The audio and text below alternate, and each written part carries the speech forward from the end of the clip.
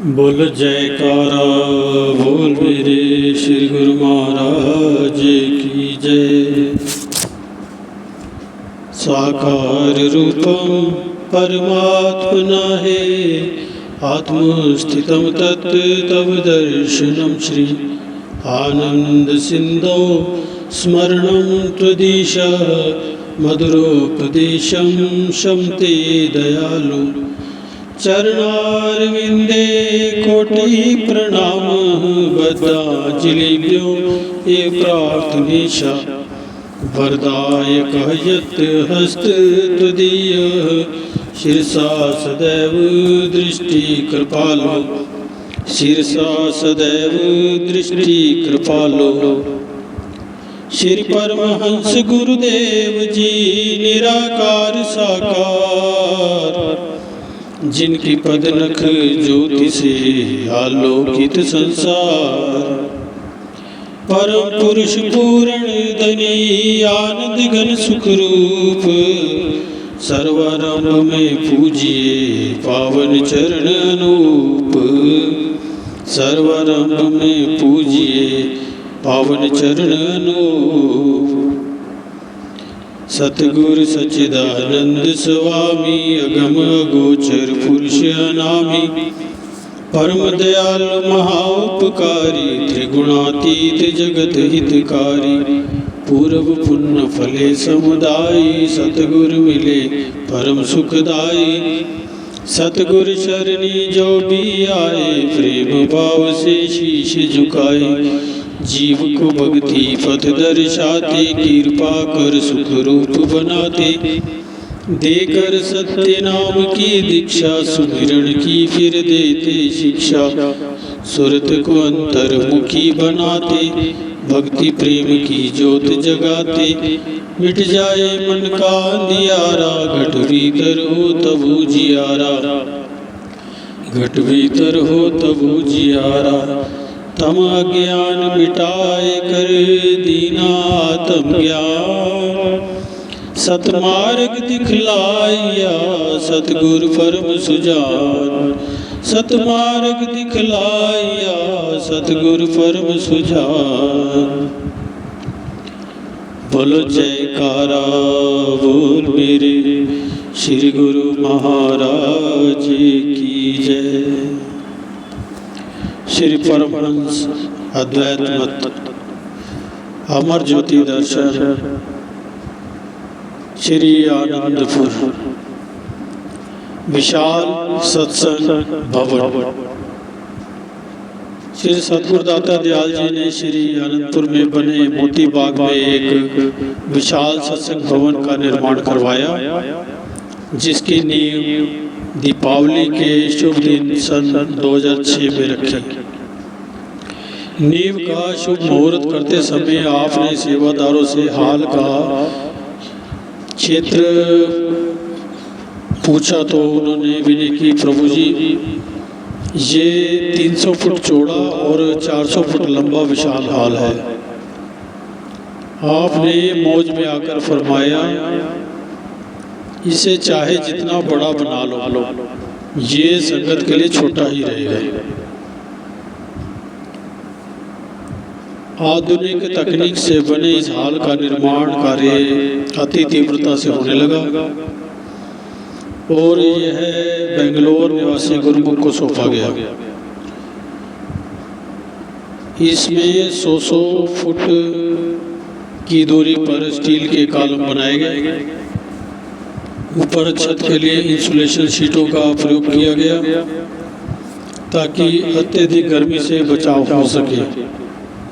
हाल में एक अति सुंदर और भव्य सिंहासन का निर्माण किया गया जहां श्री सतगुरुदेव जी महाराज विराजमान होकर सभी गुरुमुखों को श्री दर्शन की दिव्य दात से कृतार्थ करते हैं।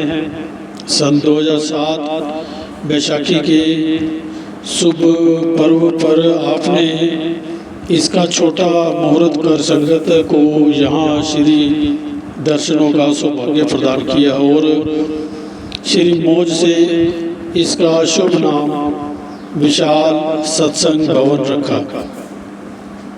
ये हाल पहले सत्संग भवन से काफ़ी बड़ा और विशाल बनवाया।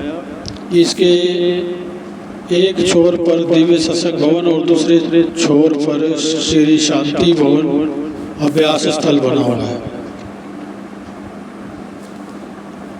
इन दोनों भवनों के मध्य सुशोभित इस विशाल सत्संग भवन के अंदर एवं बाहर बरामदों में स्थान स्थान पर बड़ी बड़ी स्क्रीनें लगाई जाती हैं,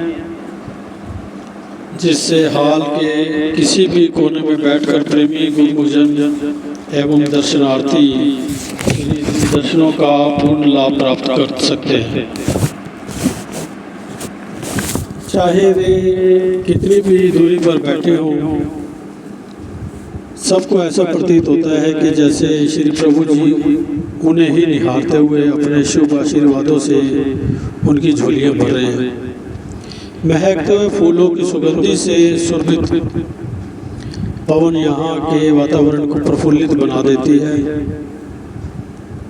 इस विशाल सत्संग भवन में प्रवेश करते ही ऐसा प्रतीत होता है मानो साक्षात वैकुंठ धाम में बैठकर वैकुंठवासी भगवान के अनुपम मनोहर श्री दर्शन पाकर दिव्य लोक में विहार कर रहे हों। श्री व्यास पूजा के पर्व पर ये विशाल सत्संग भवन गैलरियां एवं बरामदों सहित बनकर पूर्ण रूप से तैयार हो गया। इस अवसर पर आपने ये वचन फरमाए, गुरुमुखो, आप सब गुरुमुख जन जो आज यहाँ एकत्र हुए हैं, सब सुख वैभव व आराम त्याग कर यहाँ आए हैं तो किस लिए, किस वस्तु की चाहना को दिल में लेकर आए हैं? ऐसी कौन सी वस्तु है जो बाहर नहीं मिलती और गुरुमुखों को केवल यहाँ से ही प्राप्त होती है? वो है मालिक की भक्ति। जिस प्रकार सब्जी की चाहना रखने वाला सब्जी वाले के पास जाता है, जिसे हीरो की तलब है वह जौहरी के पास जाता है, जिसे कपड़े की आवश्यकता है वह कपड़े वाले की दुकान पर जाता है, जिसे मिठाई खाने की इच्छा है वह मिठाई की दुकान पर जाता है, उसी प्रकार जिसे भक्ति की चाहना है, अपनी आत्मा को परमात्मा से मिलाने की चाहना है, वह महापुरुषों के चरणों में आकर उनकी चरण शरण में आकर भक्ति का सच्चा लाभ प्राप्त कर लेता है। देखा जाए तो संसार में और सांसारिक वस्तुओं में लेश मात्र को भी सुख नहीं है। संत महापुरुष वास्तविकता का भेद प्रकट करते हुए समझाते हैं कि इंद्रियों के सुखों को भोगता हुआ कोई भी प्राणी खुशी व सच्चा सुख प्राप्त नहीं कर सकता। यथार्थ सुख तथा आनंद तो सद्गुरु के प्रेम में ही है, उनकी समीपता में है, जिसे प्राप्त करने के लिए जीव को अपनी सुरती मायावी सामानों से हटानी पड़ती है। जीव को एक ओर से तो माया अपनी ओर खींचती है और दूसरी तरफ सत्पुरुषों की भक्ति उसे अपने प्यार में बांध लेना चाहती है। अब ये जीव के ऊपर निर्भर है कि वो किस वस्तु की चाहना को महत्व देता है। एक तरफ तो संत सदगुरुदेव जी का पावन प्रेम और निज देश जाने का सुगम मार्ग है और दूसरी ओर मायावी भोगों में फंसकर आवागमन के चक्कर में अटकना अर्थात दुख, चिंता और क्लेश का मार्ग। लेकिन गुरुमुख जन जिन्हें सौभाग्य से संत सत्पुरुषों की संगति मिल जाती है, उनकी रहनुमाई मिल जाती है, वे सच्ची वस्तु भक्ति की कामना करते हैं।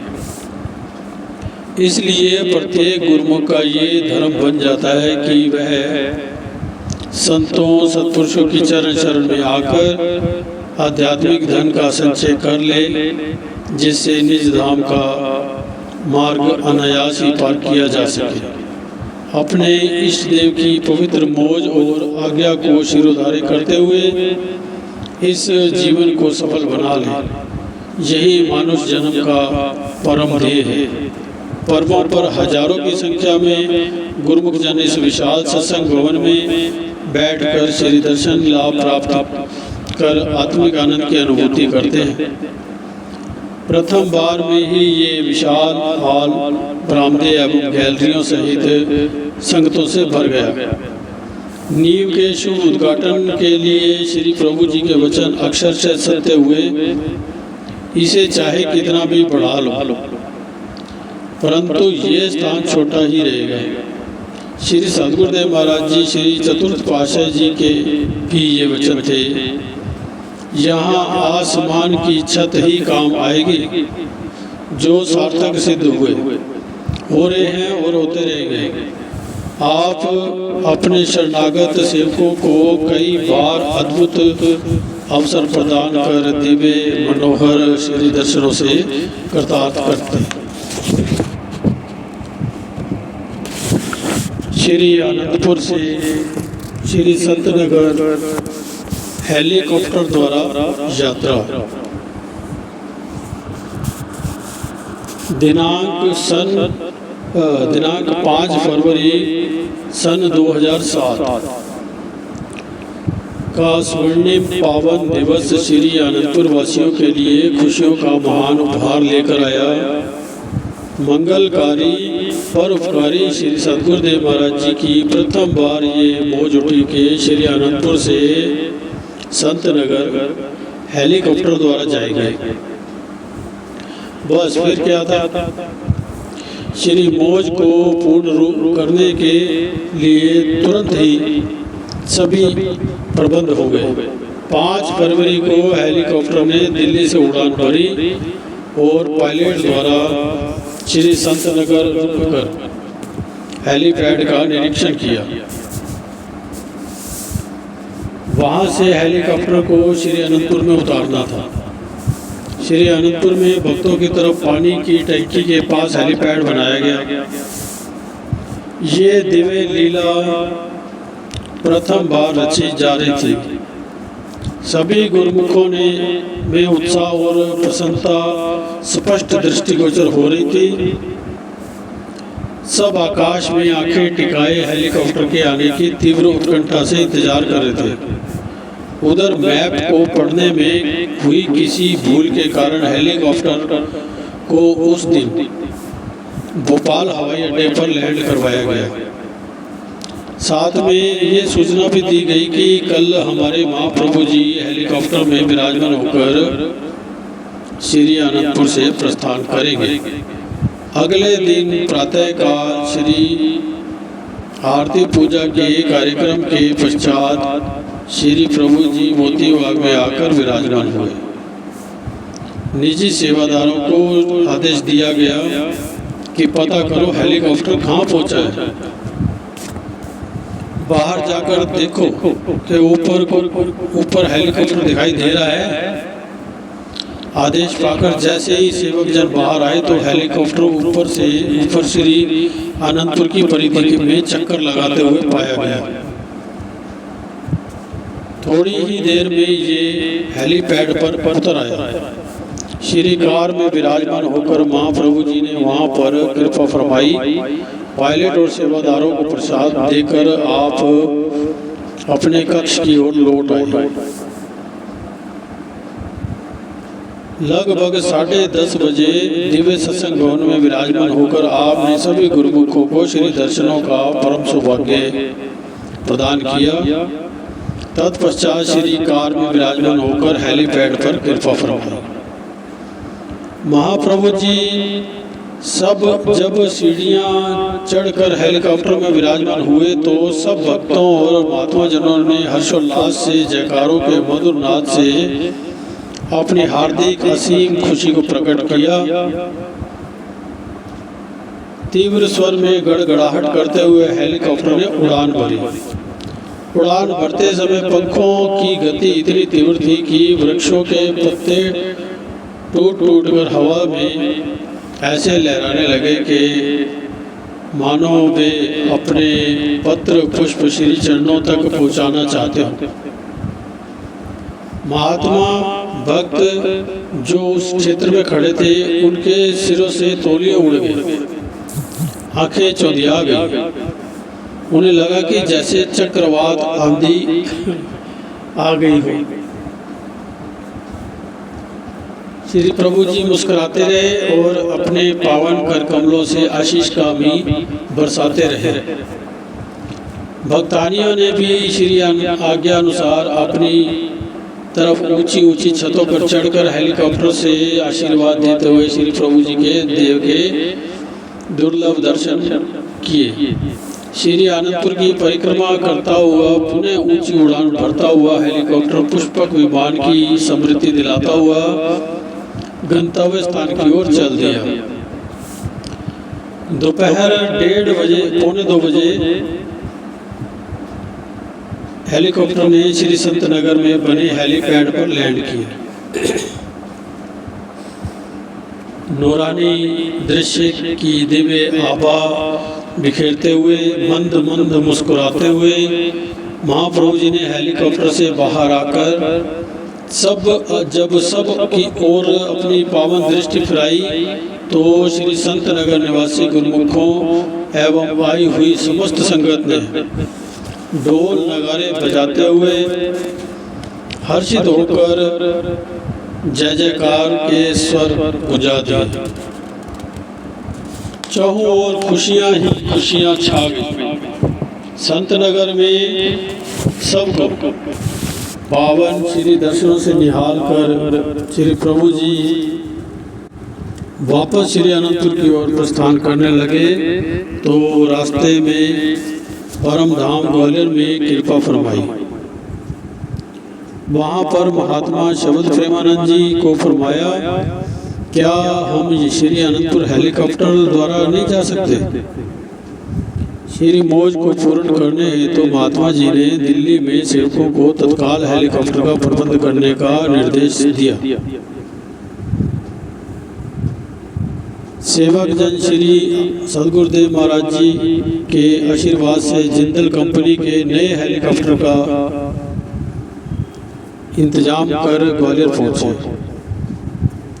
जब वे श्री चरण कमलों में उपस्थित हुए तो आपने अपनी प्रसन्नता प्रकट करते हुए सबको खूब आशीर्वाद प्रदान किया। अगले दिन हेलीकॉप्टर में विराजमान होकर श्री प्रभु जी ने श्री अनंतपुर में कृपा फरमाई। श्री अनंतपुर की परिक्रमा करता हुआ, इठलाता हुआ और अपने भाग्यों पर इतराता हुआ हेलीकॉप्टर जब गगन मंडल में श्री महाप्रभु जी के संग श्री अनंतपुर के पुण्य धरा पर उतरा तो प्रेमियों के आनंद की कोई सीमा न रही। सब हर्ष विभोर होकर एक दूसरे को बधाइयाँ देते हुए मंगल गान करने लगे, सगन मनाने लगे, अपने प्यारे महाप्रभु जी पर बलिहार जाने लगे। साय समय आनंद भवन सत्संग हाल में जब पावन श्री दर्शन खुले, सबने ताली बजाकर श्री महाप्रभु जी के शुभ स्वागत के उपलक्ष्य में गीत गाए। प्रत्येक प्रेमी का हृदय मयूर की न्यायी नृत्य करने लगा।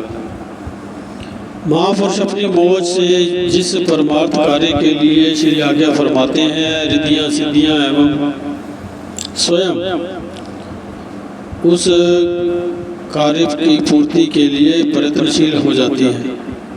अपने प्राणधन महाप्रभु जी के दिव्य अलौकिक नज़ारों को निरख कर सभी गुरुमुख जनों का हृदय पुलकित हो उठा। परम इष्ट देव श्री 108 श्री तृतीय पातशाही जी महाराज ने अपने मुखारबिंद से पावन वचन किए थे कि श्री आनंदपुर में एक दिन जहाज भी उतरेंगे। वे भी साकार हो गए। अनुशासन उपदेश। श्री आनंदपुर दरबार में सुरत शब्द योग ज्ञान वैराग्य प्रेम और भक्ति का अद्भुत सामंजस्य है। प्राय संत वाणियों में यही कहा जाता है कि प्रेम ही प्रभु को पाने का सर्वोत्तम साधन है। प्रेम के सन्मुख ज्ञान महत्व नहीं रखता। महापुरुषों ने यहाँ पर प्रेम और ज्ञान दोनों को ही गुरु की भक्ति का एक अंग सुझाया है। इन दोनों में समन्वय होने पर ही अनुशासन से जीवन में गुरु भक्ति पथ पर चलने में दृढ़ता आ जाती है। ऐसा मार्ग सुझाने के लिए महापुरुष किसी रचना का उद्घाटन कर प्रत्यक्ष प्रदर्शित करते हैं। एक बार श्री सद्गुरु दाता दयाल जी ने विदेश में कृपा की और वहीं पर श्री प्रयागधाम में से दशहरा पर्व श्री आनंदपुर में मनाने का प्रोग्राम बनाया। अभी आप विदेश में ही थे कि दिल्ली, जालंधर, लुधियाना, अमृतसर आदि स्थानों में चर्चा फैल गई कि दशहरे के पर्व पर श्री आनंदपुर में अवश्य दर्शन होंगे। प्रेमी गुरुमुख फोन द्वारा एक दूसरे से पूछते कि प्रोग्राम कहाँ से आया। इसका उत्तर किसी के पास नहीं था। सब पर एक ही धुन सवार थे कि श्री आनंदपुर में श्री दर्शन होंगे। काफ़ी संगतें इस दशहरे से पहले ही श्री प्रभु जी का विदेश आगमन देखने के लिए यहाँ एकत्र हो गई। श्री आनंदपुर के प्रबंधक जन आश्चर्यचकित थे कि यहाँ पर तो अभी तक कोई सूचना नहीं आई है, फिर इतनी संगत यहाँ कैसे आ गई। सबको यही कहते कि अभी तो विदेश से मुंबई में आगमन की सूचना ही नहीं मिली। सब एक आवाज़ में उत्तर देते कि हमें भी गुप्त संदेश मिला है और आप भी उसे गुप्त रखना चाहते हैं। उधर महाप्रभु जी के आगमन का कोई समाचार ना पाकर संगतें उदास हो अवश्य हुई, परंतु दशहरे का पर्व बीत जाने पर कोई भी वापस लौटने को तैयार नहीं हुआ। जालंधर से आई हुई कुछ संगत ने निराश मन से वापस लौटने का विचार बनाया, परंतु उनके दिल में एक झलक पाने की उत्कट अभिलाषा थी। फिर भी जैसे तैसे हृदय को धैर्य बंधाते हुए वापस जाने के लिए वे सब बीना स्टेशन पर पहुंच गए। पंजाब की ओर जाने वाली ट्रेन कुछ घंटे लेट थी। इधर आपने श्री प्रयागधाम में 2 दिन दर्शन दिए और अचानक ही श्री अनंतपुर आने के लिए ट्रेन में विराजमान हो गए। बीच मार्ग में ही श्री अनंतपुर में पहुंचने की शुभ सूचना दी। ट्रेन जिस समय बीना स्टेशन पर पहुंची तो वहां वापस जाने के लिए मौजूद संगतों को भी ये ज्ञात होते देर न लगी कि महाप्रभु जी इसी ट्रेन में विराजमान हैं। श्री दर्शन का सौभाग्य पाकर उनके हर्ष की सीमा न रही। वे सब अपना वापस जाने का प्रोग्राम रद्द कर श्री गुरु महाराज जी के साथ श्री आनंदपुर लौट आए। श्री आनंदपुर नगरी में श्री प्रभु जी के शुभ स्वागत हेतु खूब सजावटें की गई थी। गुरुमुख सेवकों ने बहुत हर्षोल्लास से खुशी के में झूमते हुए तथा जयकारे लगाते हुए पुष्प मालाएं और गुलदस्ते भेंट कर अपने महाप्रभु जी का शुभ स्वागत किया। आपने भी अपनी कृपा दृष्टि और शुभ आशीर्वादों से सबको खूब निहाल किया। पुनः प्रबंधक जनों एवं स्थायी निवासियों को अपने समूह बिठाकर वचन फरमाए। श्री आनंदपुर विश्व विख्यात भक्ति परमार्थ का दरबार है। देश विदेश में रहने वाले अनुयायी रूहानी लाभ उठा रहे हैं। वे श्री आनंदपुर के दर्शन करने और झलक पाने के लिए आतुर हैं। श्री आनंदपुर विशेष स्थान है, इसके सेवक भी विशेष हैं और यहाँ का प्रबंध भी विशेष होना चाहिए। अभिप्राय ये है कि सबको अनुशासनबद्ध होना चाहिए। अनुशासन से एक संस्था का मूल्यांकन होता है, जिसके जिम्मेवार प्रबंधक जन और सभी शरणागत स्थायी निवासी हैं। यहाँ पर प्रत्येक कार्य क्षेत्र की ओर ध्यान रखें कि कोई भी यहाँ के आचार व्यवहार से भक्ति पथ से विचलित ना होने पाए। सभी स्वयं भी अनुशासन में रहे और सबको अनुशासन प्रिय बनाए। प्रबंधकों ने विचार विमर्श किया कि जब महाप्रभु जी यहाँ से प्रस्थान करने लगे तो संगत स्टेशन पर नहीं होनी चाहिए, ना ही संगत यहाँ बिना आज्ञा के आनी चाहिए। इतनी शीघ्र ही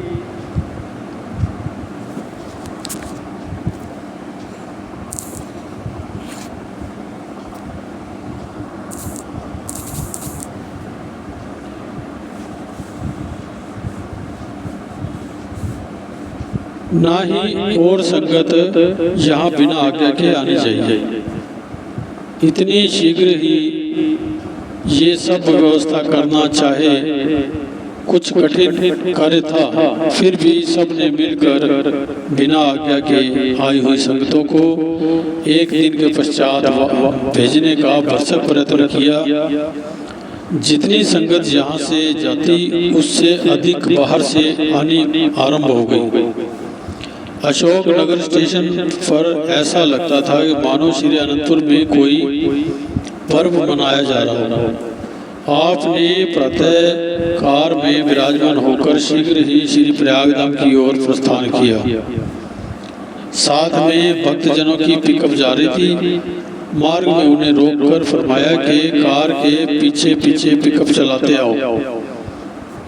मार्ग में किसी आश्रम पर नहीं ठहरना। अशोक नगर से बोगी बुक होने पर भी आप उसमें विराजमान नहीं हुए।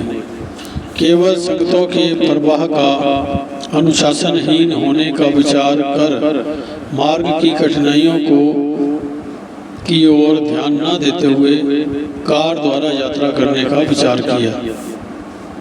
महापुरुषों की प्रत्येक कार्यवाही में जीवों का कल्याण ही निहित होता है।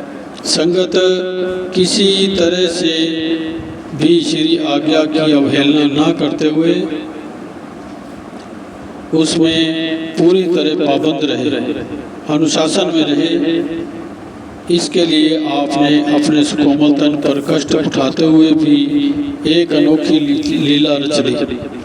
कार और पिकअप में बैठे हुए भक्त महात्मा जन सोच रहे थे कि मार्ग के लिए भोजन का प्रबंध तो नहीं है।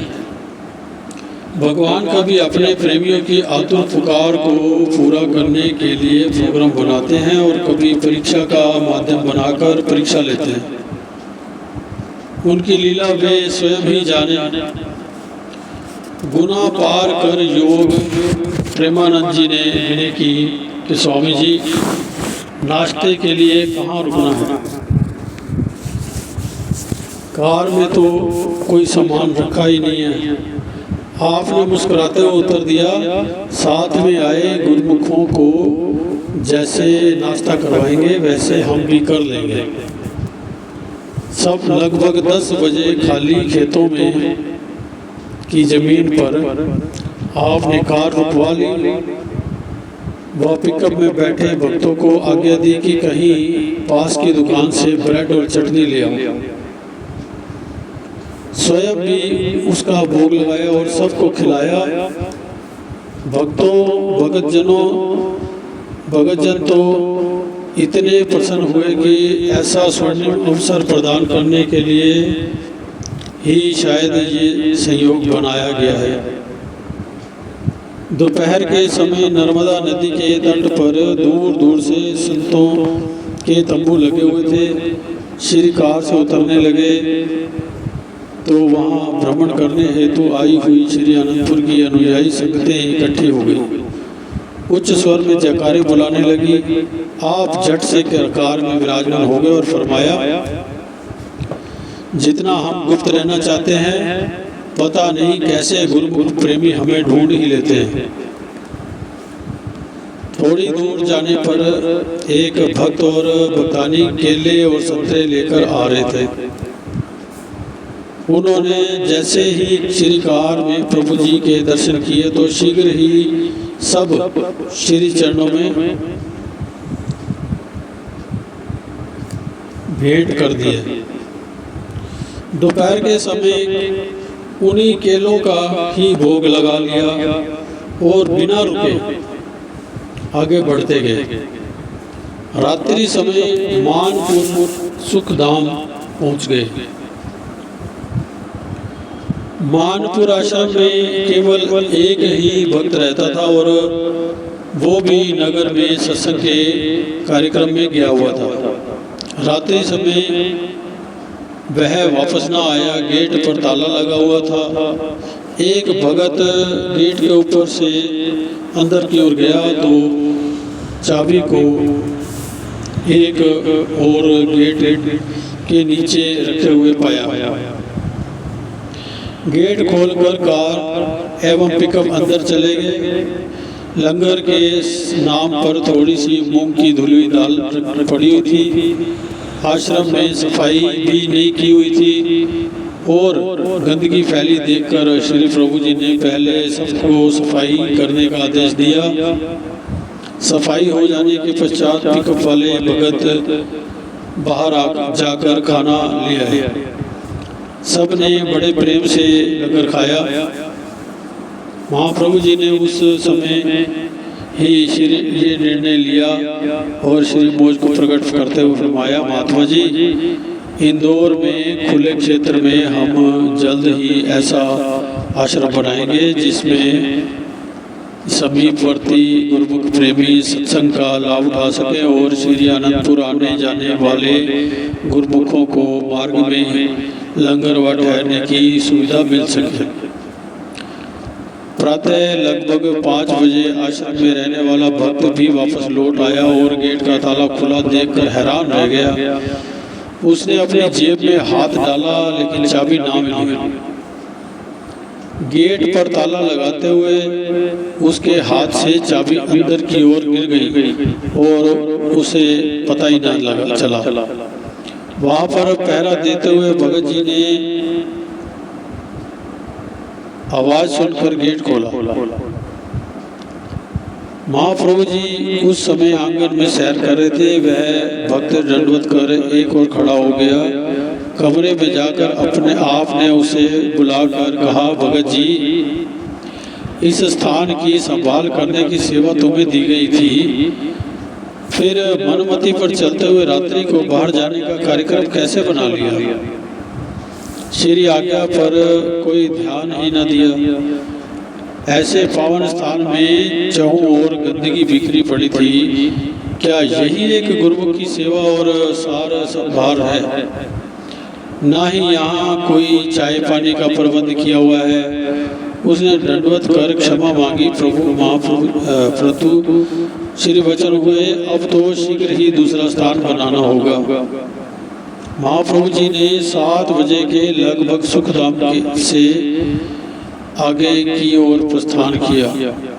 उधर दौड़ स्टेशन पर श्री प्रयागधाम में प्रबंधक जन महाप्रभु जी के स्वागत हेतु आए हुए थे। आपको ट्रेन में ना देखकर उस ट्रेन से उतरी हुई संगतों से पूछा कि उन्होंने कहीं पर श्री गुरु महाराज जी को देखा है। सबके चेहरे उतरे हुए थे। निराशाजनक उत्तर दिया कि बिना भोपाल अहमदनगर में भी जो भी प्रेमी गुरुमुख श्री भोग लेकर आए, श्री दर्शन ना होने पर वे निराश लौट गए। प्रबंधकों ने ये सूचना श्री प्रयागधाम में दी। ना जाने हमारे किस अपराध के कारण श्री गुरु महाराज जी, सदगुरुदेव महाराज जी ने कहीं और जाने का प्रोग्राम बना लिया। पहले विदेश से आगमन का इंतजार, 2 दिन यहाँ श्री दर्शन देकर श्री अनंतपुर में प्रस्थान किया और अब आगमन के समय प्रतीक्षा ने लिया स्थान, संगतों के लिए लंगर का प्रबंध कर दिया गया। स्थायी शरणागत श्री शांति भवन में सुमिरन ध्यान के माध्यम से हार्दिक पुकार को श्री चरणों में पहुंचाने के लिए संलग्न हो गए। पूना से महात्मा आत्म सुखानंद जी और श्री प्रयागधाम से आए भाई ध्यान पूर्णानंद जी हर आश्रम पर फोन द्वारा ये पूछने लगे कि कहीं आपको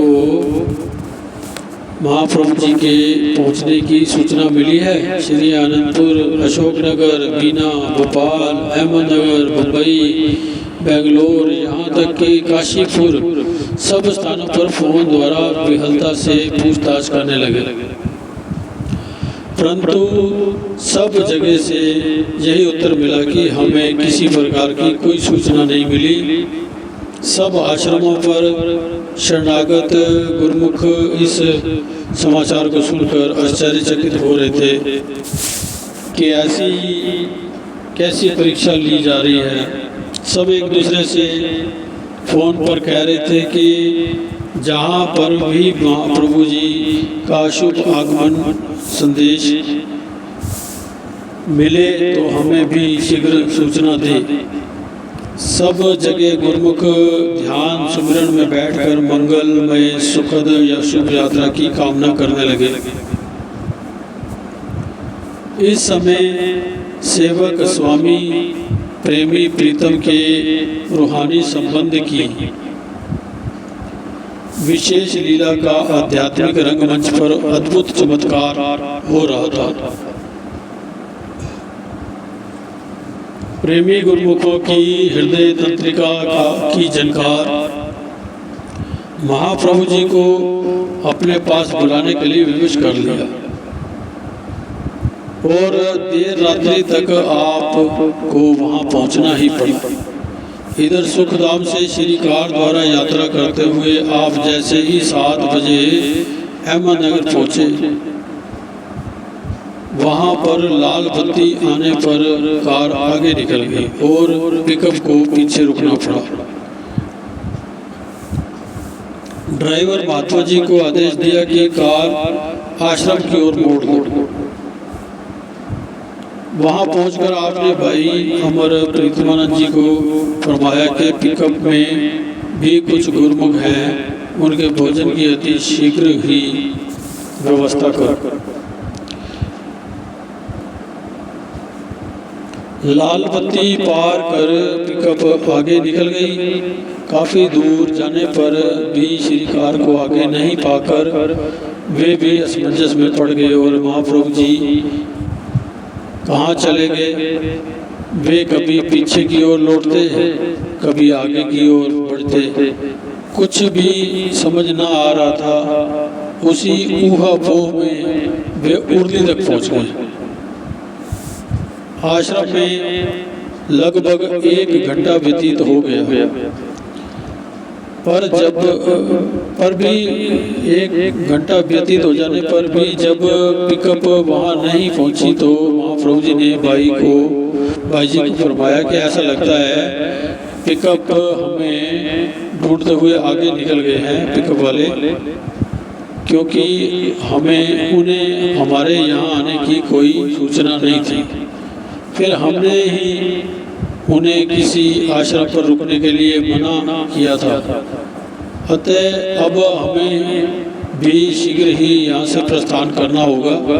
भाई जी ने विनय की कि रात्रि के 8 बज रहे हैं, श्री गुरु महाराज जी यहाँ ही विश्राम कर लें। परंतु उधर प्रेमियों की बेचैनी ने इधर श्री प्रभु जी को भी बेचैन कर दिया।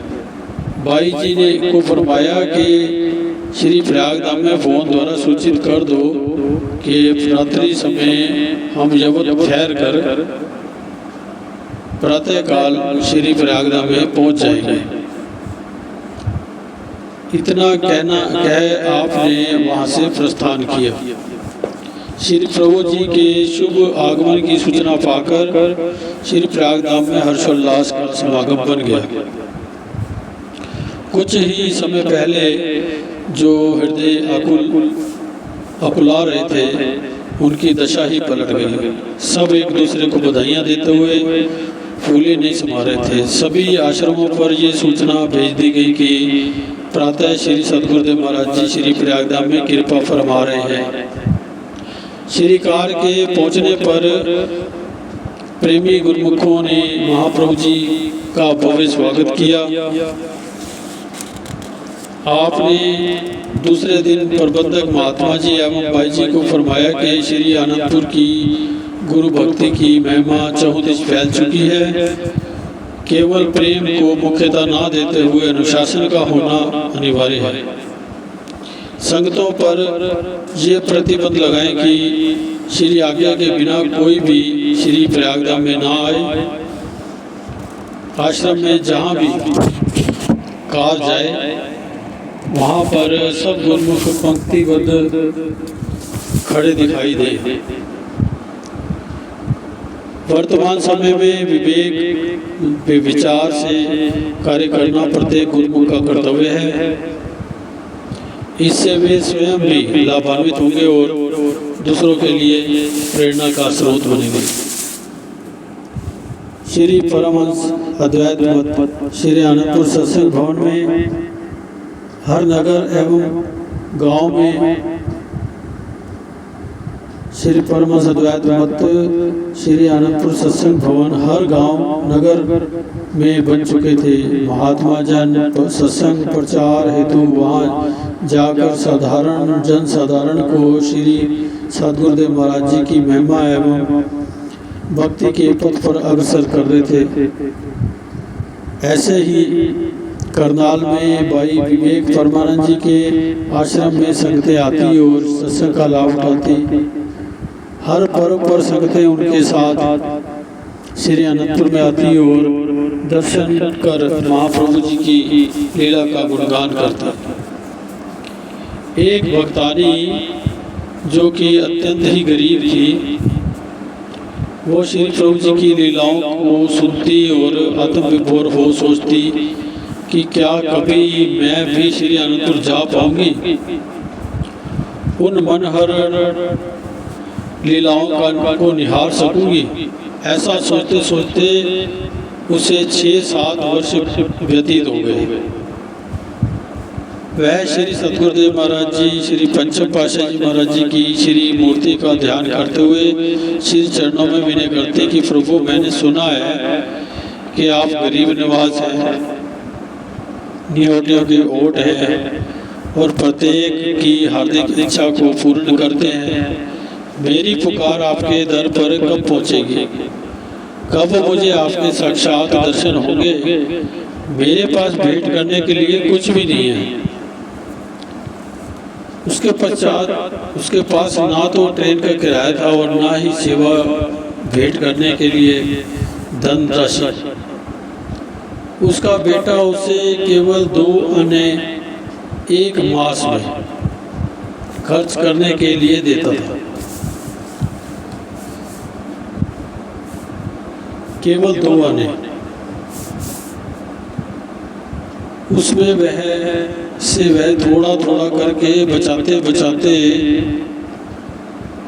केवल 1 रुपया ही जोड़ पाई, जो उसके दुपट्टे की गांठ में बंधा रहता था।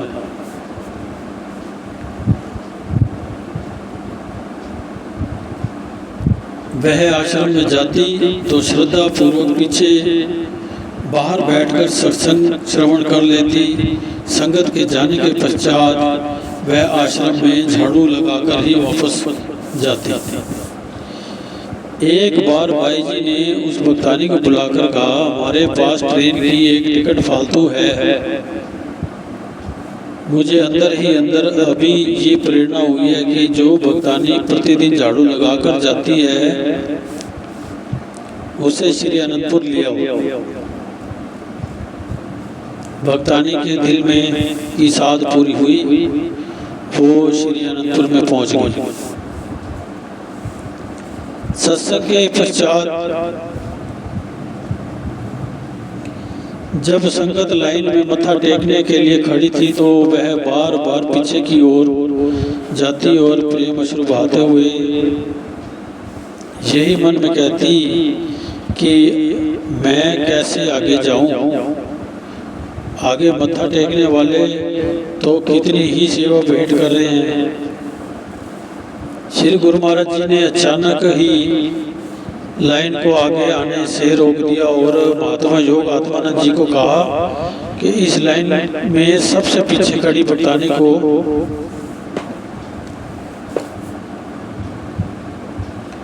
आगे बुलाओ।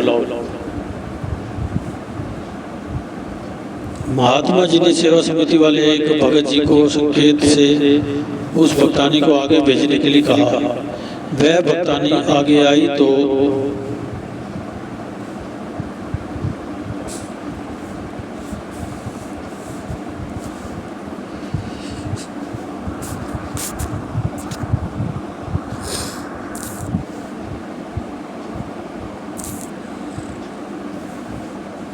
उसके प्रेम का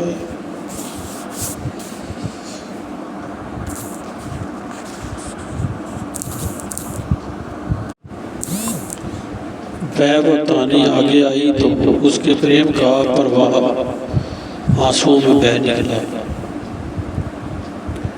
उसने श्री छवि को निहारा तो उसका रोम रोम पुलकायमान हो गया, भावातिरेक और उसने मन ही मन कहा कि मुझ गरीब की पुकार श्री चरणों तक कैसे पहुंच गई। श्री प्रभु जी ने फरमाया, भक्तानी दुपट्टे की गांठ तो खोल। हमारे लिए जो सेवा इकट्ठी की है वो तो अर्पण कर। संकोच में वश में दुपट्टे की गांठ। श्री प्रभु जी ने फरमाया, भक्तानी दुपट्टे की गांठ तो खोल।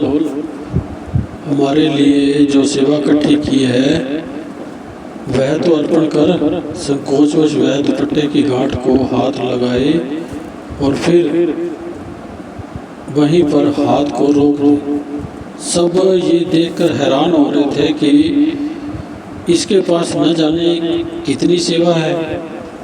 कांपते हुए हाथों से उसने गांठ खोली तो उसमें 1 रुपये का नोट था। महाप्रभु जी ने उसे अपने कर कमलों में लिया और फरमाया, ये 1 रुपये का नोट नहीं,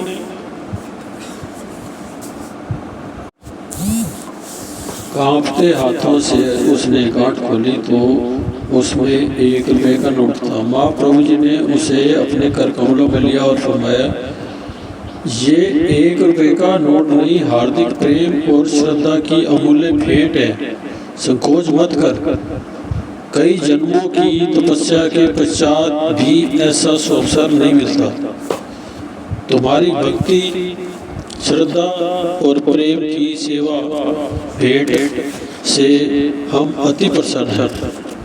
सत्य तो ये है कि महापुरुष सदैव हार्दिक भावना को का ही मूल्यांकन आते हैं। श्री प्रभु जी की अपार कृपा को पाकर वो धन्य हो गई।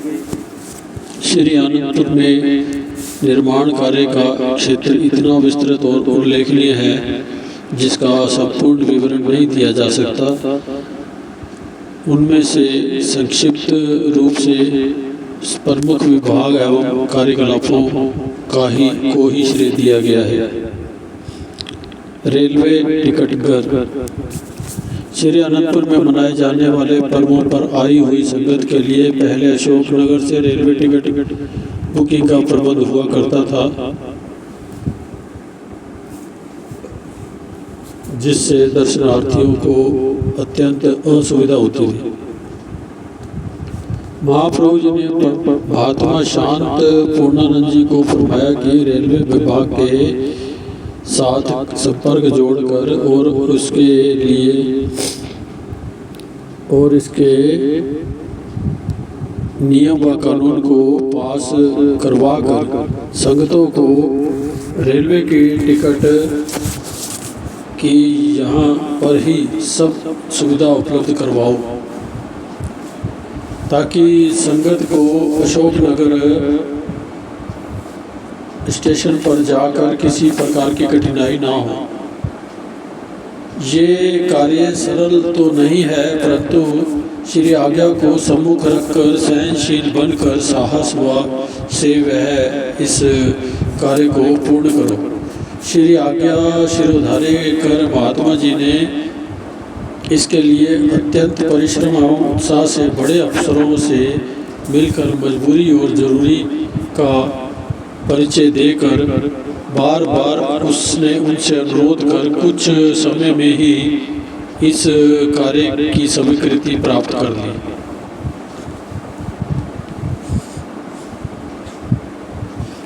उस समय महात्मा विचार रामानंद जी भगत वेश में साथ थे।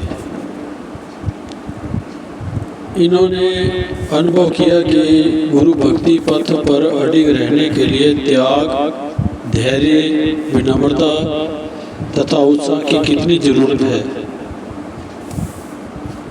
इसका साक्षात प्रमाण इन्होंने महात्मा जी के जीवन में देखा। श्री आनंदपुर में ही ये सुविधा प्राप्त हो जाने पर से अब हजारों दर्शनार्थी पर्वों पर इस सुव्यवस्था का लाभ उठा रहे हैं।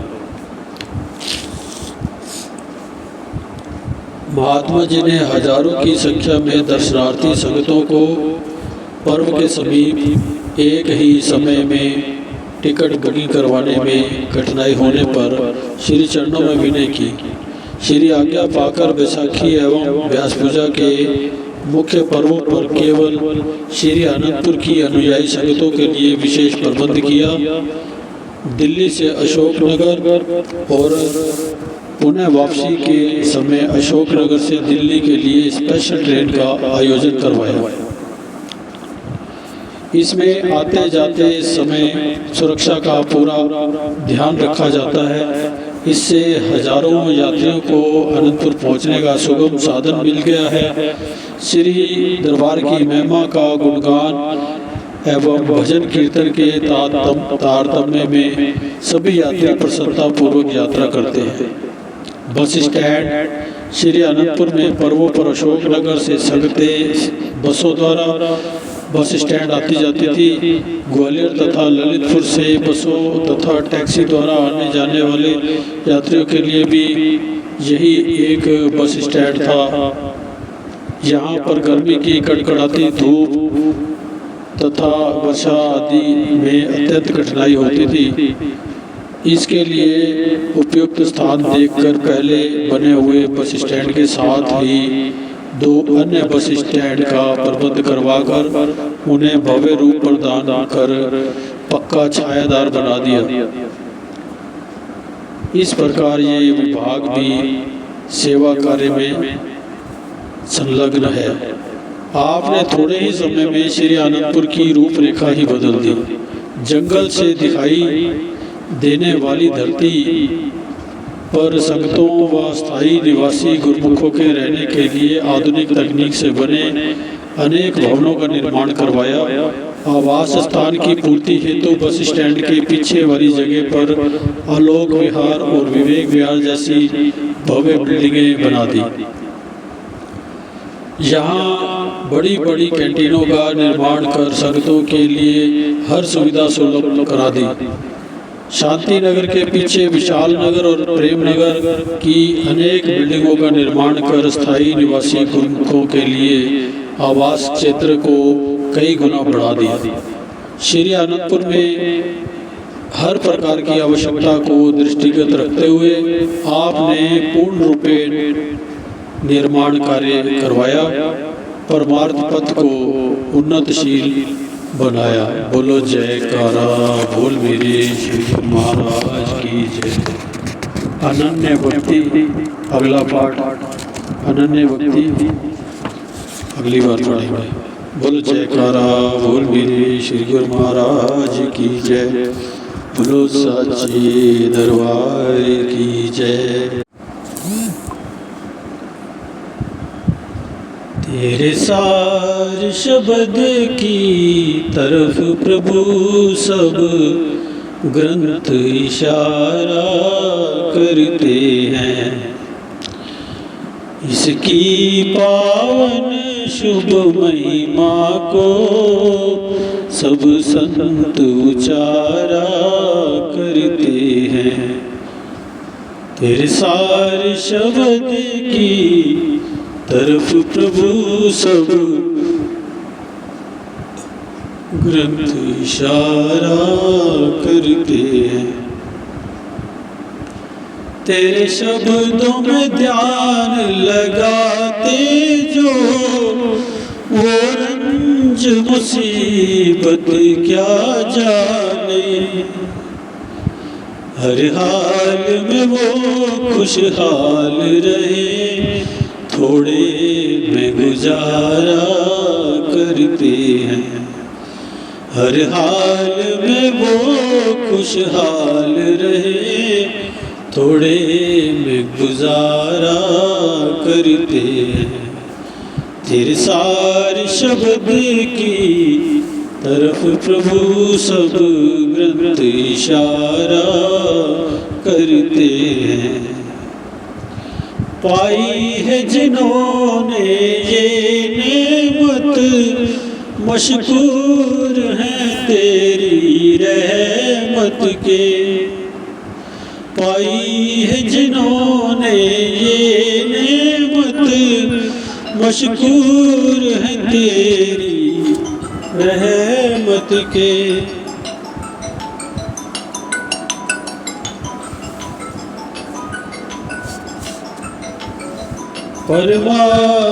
परमार्थ के राही तुझको दिन रात पुकारा करते हैं।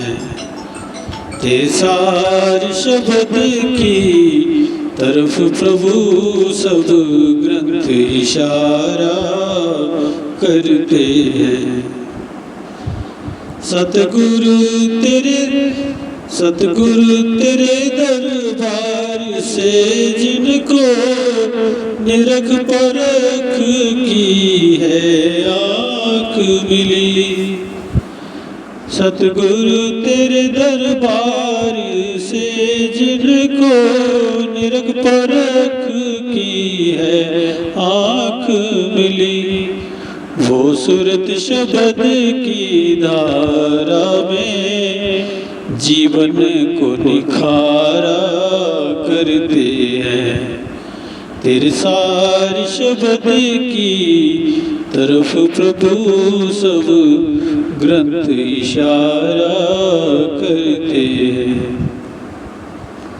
मस्तक वो मुबारक है जिनको तेरे चरण कमल रज छू जाए। मस्तक वो मुबारक है जिनको तेरी चरण कमल रज छू जाए। कोई भाग्यवान विरले गुरुमुख तेरे चरण पखारा करते हैं। तेरे सारे शब्द की तरफ प्रभु सब ग्रंथ इशारा करते हैं। तेरी चरण शरण पाने के लिए दासा कितने मेरे जैसे, दो चार नहीं 10 20 नहीं कई जन्म सहारा करते हैं। तेरे सारे शब्द की तरफ प्रभु सब ग्रंथ इशारा करते हैं। इसकी पावन शुभ महिमा को सब ग्रंथ उचारा करते हैं। बोल जयकारा बोल मेरे श्री गुरु महाराज की जय। घटघटवासी भगवान की जय। श्री अनंतपुरवासी प्रयागरामवासी भगवान की जय।